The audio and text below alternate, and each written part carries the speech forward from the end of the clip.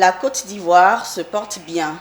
C'est en tout cas ce qui ressort de l'adresse du président ivoirien lors du congrès sur l'état de la nation ce 25 avril 2023. Alassane Ouattara, qui a déclaré l'année 2023 année de la jeunesse, a également annoncé la mise à disposition de 365 milliards de francs CFA pour le développement des jeunes. État de la nation ivoirienne, aide à l'insertion professionnelle et à l'entrepreneuriat. Quel impact, quelle stratégie efficace de mise en œuvre?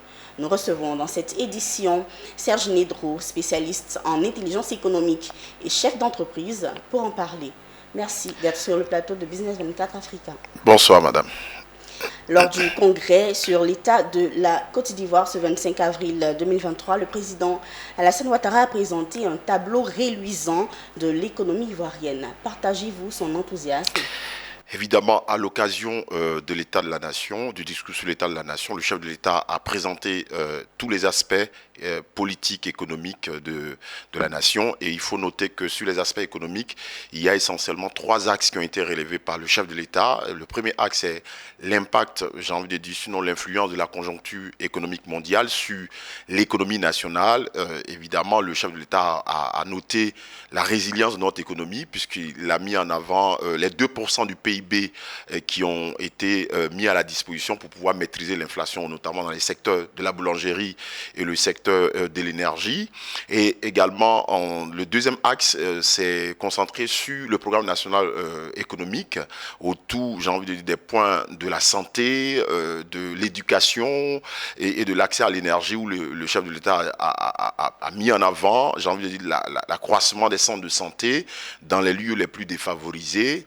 Et le troisième élément, il s'agissait ici de montrer, bien entendu, qu'il y a un équilibre dans les agrégats macroéconomiques, donc notamment en ce qui concerne le taux d'endettement qui était relevé à 55% du PIB, et puis le PIB qui est un indicateur de croissance qui passe aujourd'hui pratiquement selon les projections du chef de l'État de 6,7% à 7,2%. Donc on peut comprendre l'enthousiasme du chef de l'État, mais il faut dire que beaucoup reste encore à être fait, parce que d'autres indicateurs n'ont pas été mentionnés par le chef de l'État, tels que les indicateurs tels que le taux de chômage, par exemple, qui est un taux de chômage quand même qui est très important, et la balance commerciale aussi qui n'a pas été relevée, qui est une balance commerciale qui est aussi quand même, j'ai envie de dire, très important aussi. Donc on a même l'indicateur tel que la dette publique intérieure qui est de près de 1200 milliards, qui est encore là, qui a une dette extrêmement importante et qui présente un risque quand même modéré, mais qui est un risque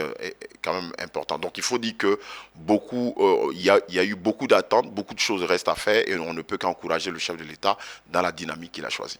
Au vu de ce qui a été dit, enthousiasme, oui, mais plusieurs points sont encore à éclaircir, n'est-ce pas? Tout à fait. Et lors des annonces justement phares du chef de l'État, l'une bien phare est la mise à disposition de la jeunesse de 365 milliards de francs CFA pour aider à l'insertion professionnelle et à l'entrepreneuriat des jeunes. Une annonce qui donne aussi du baume au cœur. En tant qu'économiste et homme d'affaires, comment pensez-vous que ce fonds peut être efficacement géré?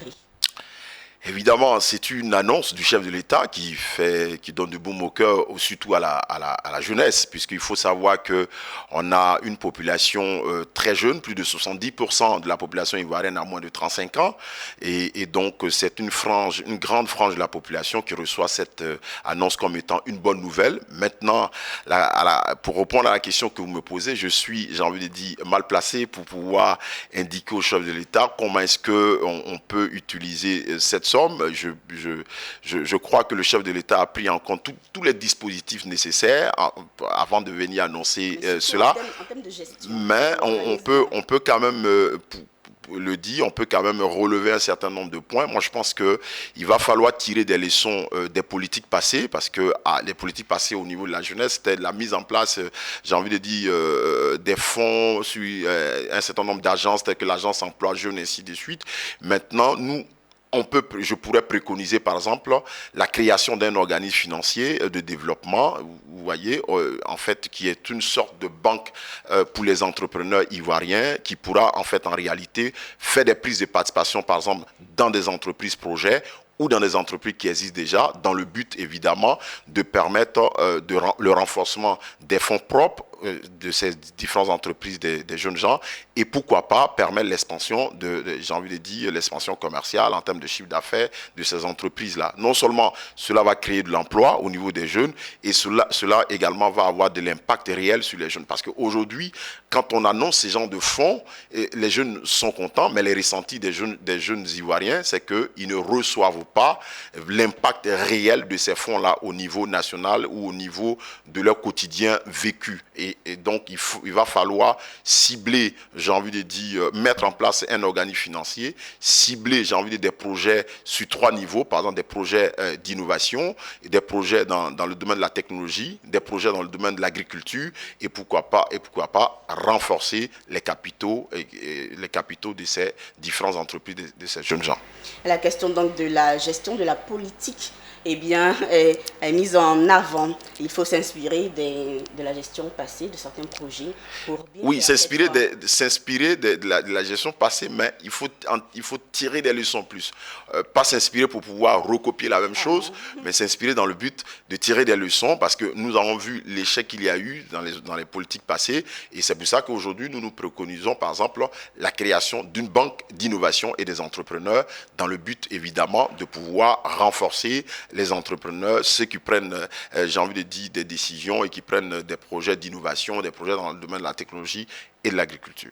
Et pour terminer, Monsieur Serge Nedro, après la présentation de l'État de la Nation par le chef de l'État, pouvons-nous dire que son optimisme et sa vision pourront contribuer à rassurer davantage les investisseurs? Évidemment, pendant tout le discours du chef de l'État, on a vu qu'une bonne partie du discours du chef de l'État s'adressait aux investisseurs, aux partenaires extérieurs de la Côte d'Ivoire. Parce que quand il fait état, évidemment, de l'accompagnement du FMI, le 3e accompagnement du FMI, c'est pour montrer que le pays est un pays solvable. Quand il fait état également de la solidité en mettant en avant le taux de croissance, en mettant en avant, j'ai envie de dire, le taux d'endettement qui est relativement faible par rapport aux autres pays, en mettant en avant la résilience de notre économie par rapport aux autres économies africaines qui ont eu quand même des chocs importants à partir de la crise de la Covid et la crise ukrainienne. Le chef de l'État veut montrer aux investisseurs étrangers que la Côte d'Ivoire est une économie solide, qui est prête à pouvoir respecter ses engagements internationaux, et c'est le cas. Maintenant, est-ce qu'il faut simplement, j'ai envie de dire, rassurer les investisseurs internationaux? Il faut aussi rassurer les Ivoiriens. C'est pourquoi nous disons que le chef de l'État, nous voulons encourager ici le chef de l'État à aller de l'avant, parce que gouverner, c'est prévoir. On ne va pas chaque fois réagir, mais il faut anticiper un certain nombre de problèmes structurels, et les problèmes structurels sont là. Par exemple, augmenter le pouvoir d'achat des Ivoiriens, par exemple, permettre à ce que, j'ai envie de dire, le taux de chômage soit réduit, parce qu'on voit aujourd'hui que le taux d'employabilité de la jeunesse est extrêmement faible. Nous voyons des jeunes gens qui sortent des études, des écoles, mais qui n'arrivent véritablement pas à avoir de l'emploi. Donc, augmenter ce taux d'employabilité, et pourquoi pas revenir à la question de la souveraineté alimentaire, qui est une question très importante. Voilà, une question très importante. Et quand nous voyons des pays qui aujourd'hui ont atteint un certain nombre de souveraineté alimentaire, c'est très important, parce que nous voyons aujourd'hui, par exemple, que nos produits alimentaires augmentent de jour en jour. Il y a une certaine inflation à ce niveau, et je pense que le gouvernement devait s'attaquer à ces problèmes pour que les Ivoiriens puissent ressentir dans le quotidien, de façon réelle, j'ai envie de dire, l'impact de cette croissance économique qui est mise en avant par le chef de l'État. Les coûts sont importants et les demandes augmentent. Les demandes augmentent, et l'accès à la santé aussi est un élément extrêmement important. On voit les coûts de la santé qui sont très élevés aujourd'hui. On voit par exemple l'accès à l'énergie qui, comme le chef de l'État l'a dit, qui reste encore limité. Et donc, je pense qu'il y a beaucoup à faire, et nous ne pouvons qu'encourager le gouvernement de la Côte d'Ivoire. Merci d'avoir accepté notre invitation sur le plateau de Business 24 Africa. C'est moi qui vous remercie.